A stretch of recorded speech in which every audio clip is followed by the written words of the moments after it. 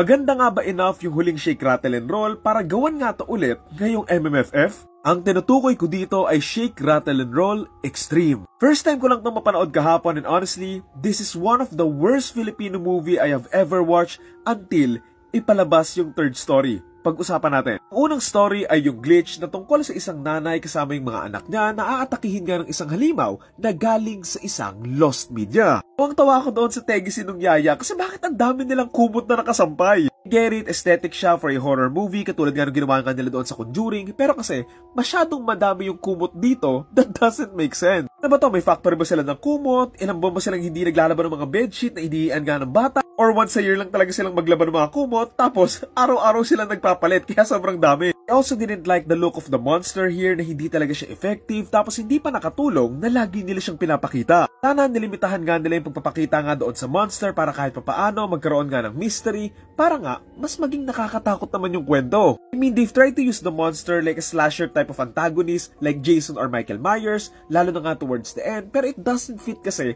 the lost media supernatural monster na sinimulan nila or pinanggalingan nga nito in the first place. Don't get me started na naging full-on amihan si Isa Calzado dito na pinrotektahan nga niya yung mga anak niya, pero ayun nga, it came out of nowhere lang. Higdag pa sa iniisip ko dito, paano nila i-report sa mga polis yung nangyari? Na may taong kambing na umatake sa kanila, ganon?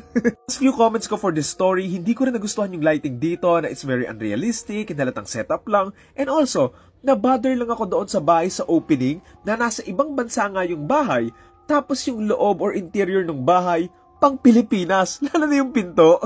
Second story naman ito yung mukbang na for me, sobrang painful nitong panoorin. Mas cringy, poorly written, at hindi nila alam kung paano nila ibabalance yung pagiging horror or comedy nga nung kwento. What makes it worse pa is that hindi na nga nag-work yung comedy given the poor writing, yung delivery, and yung dialogues nga, hindi rin nag-work yung horror elements niya. Don't get me wrong, I like the concept na isang grupo ng mga halimaw na magiging content creator or vloggers para nga mag-recruit ng mga sikat na content creators para nga mas dumami pa yung mga katulad nila, pero ayun nga, it was poorly executed. Acting on this episode was horrendous na siguro parte na rin talaga dito yung pangit na dialogue and writing nga rin mismo ng story. This episode was all over the place din na parang pinilit lang talaga nila tumakbo yung story kahit na everything doesn't make sense. Lalo na nga yung naging chill na nagkwentuhan nga yung couple na vlogger kahit kani-kanina lang hinahabol nga sila ng mga halimaw. Like, asan yung sense of urgency dyan? Meron ding mga monsters dito na ginamit nila sila na parang mala home invasion antagonist. Pero again, same with the first story,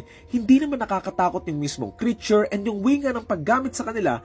Kaya, ang cringe lang talaga niyang panoorin. Dag mo pa nga yung mga jokes na dinadagdag nga nila in between, like the part na nagvo-vlog tapos nagpo-promote habang hinahabol nga ng mga halimaw, na it's so cringy given the situation na siguro they meant it to make a mockery sa ilang content creator na gumagawa ng content kahit anong oras or whatsoever, pero kasi it doesn't work with the given context here. Overall, itong mukbang, same as Glitch, is poorly paced, edited, and visual-wise and look-wise, walang winning factor talaga yung story na to. Okay, to the third and last story na pinaka-nagsalba ng Shake, Rattle and Roll movie na to, yung Rage with the Zombies. Grupo na magkakaibigan na kailangan makatakas at makaligtas sa mga taong naging zombies dahil sa mga meteor. Honestly, kung ito na lang sana yung buong movie, mas naging maganda pa tong Shake, Rattle and Roll na to eh. No, it's a tradition na kailangan may iba't ibang mga story, pero kung for the sake lang na may madagdag or filler story lang, wag na lang.